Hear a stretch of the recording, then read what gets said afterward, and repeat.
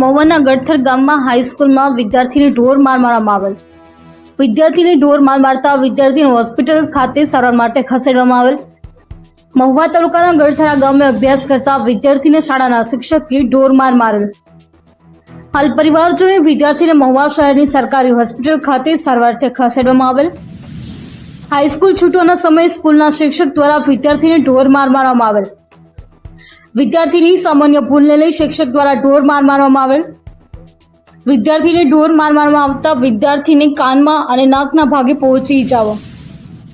School શિક્ષક દ્વારા ઢોર માર મારવામાં આવતા વિદ્યાર્થીને કાનમાં સંભળાતું બંધ થયું હતું. ભોગ બનનાર વિદ્યાર્થીના પિતાએ બનાવની જાણ પોલીસને કરવામાં આવી.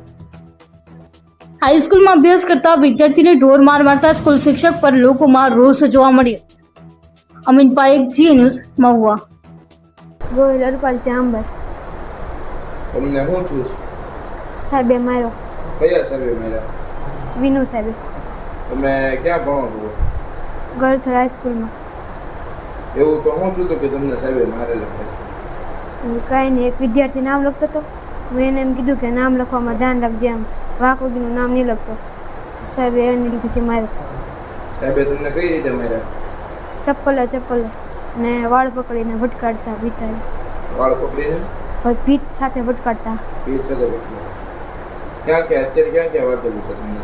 વાહામાં વાગેલું છે. સદ છે ને કાંઈ છોકરો તોફાન નહોતો કરતો અને ખોટા છોકરાએ નામ લઈને દીધું ને સાહેબે માર્યો બહુ જ તે માર્યો એટલે ન મારવાની જગ્યાએ બધે માર્યો. આમ થૂકે એટલે બડખામાંથી લોહી આવે, એક કાને સંભળાતું નથી.